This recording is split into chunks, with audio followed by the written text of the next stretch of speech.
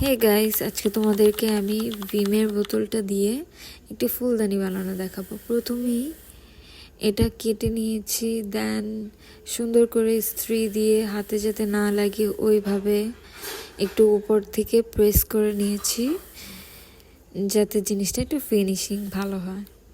এরপর বাসায় থাকা এই দড়িটি দিয়ে আমি ফুলদানিটা মূলত বানাবো।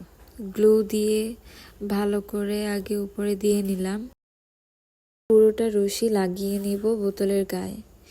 এভাবে পেঁচিয়ে পেঁচিয়ে রাউন্ড করে ঘোরাতে হবে। বেশি করে গ্লু দিয়ে লাগাতে হবে যাতে ছুটে না যায়, খুলে না যায়।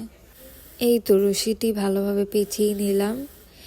এরপর রশির মাধ্যমে একটা বেনি বানিয়ে নিয়েছিলাম, সেটাই এখন এই ফুলদানির গায়ে বেশি করে গ্লু দিয়ে লাগাবো যাতে ছুটো না যায়। গ্লু গানের সাহায্যে লাগালে আরও বেশি ভালো হতো, কিন্তু আমার কাছে না থাকায় আমি B7000 গ্লু দিয়ে লাগাচ্ছি। ভালো করে যেভাবে ডিজাইন করলে ভালো হবে ওইভাবেই লাগাচ্ছি, এইভাবে পেঁচিয়ে পেঁচিয়ে। এই তো অলমোস্ট শেষ।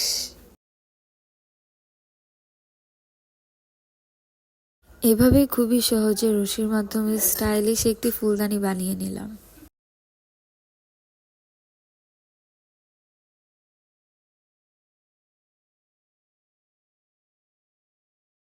এখন এই ফুলদানিটিতে ফুল রেখে সেট করে সুন্দরভাবে সাজিয়ে রাখবো। ভিডিওটি ভালো লাগলে অবশ্যই একটি লাইক দিয়ে যাবেন। Stay tune. বাই।